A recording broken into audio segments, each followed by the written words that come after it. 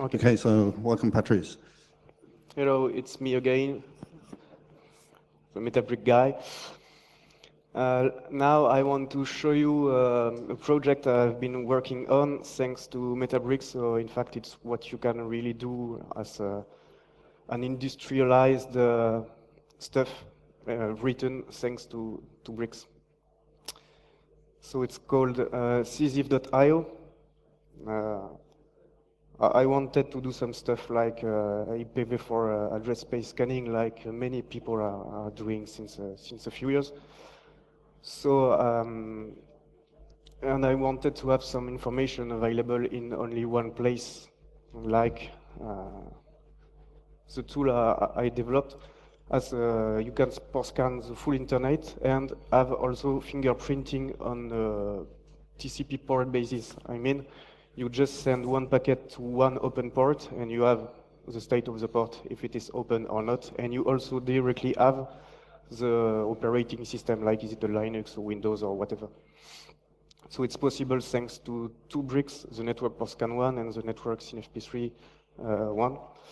I did also perform mass reverse DNS scanning of all IPv4 addresses thanks to the network DNS brick. So it takes something like 2 months to complete, to complete a full reverse DNS scanning of all IPv4 addresses without being blacklisted by your provider. It's better.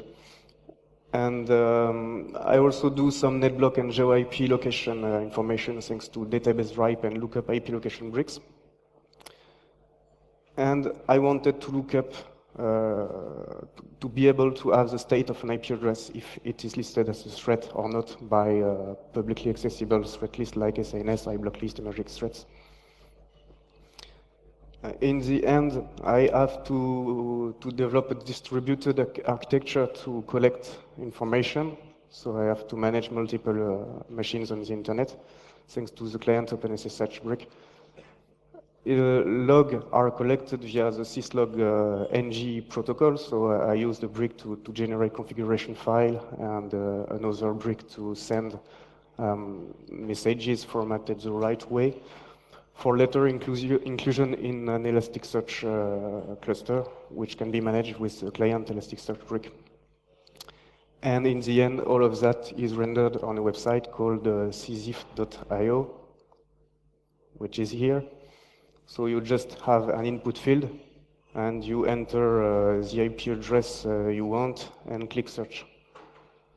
So for instance, here, the website regarding the result is not really fancy, but you have the information at least. So if you put this IP address, you have ripe information regarding the IP address, its subnet, ISN, the organization owning the stuff. And well, this is the geo IP location. And this is on the right side, the stuff you can have when you download the RIPE databases. And regarding open TCP ports, on this one I found nothing, but you have the reverse DNS data. So all of that is stored in a database. There is no active lookup performed on the specified IP address. So it's a screenshot. So that's why there is a date here. That's the time I did the reverse DNS lookup, so you know if the data is fresh or not. And this one is listed by iBlocklist as malicious IP. In fact, it's a network which was attributed to the hacking team, the famous Italian company. And today, because these lists are updated daily, even though this network is no more attributed to the hacking team, it's still marked as malicious. So you have to take care of threat list and not trust completely threat list. Another example. So this one is located in the United States, so you don't have RIPE data, of course.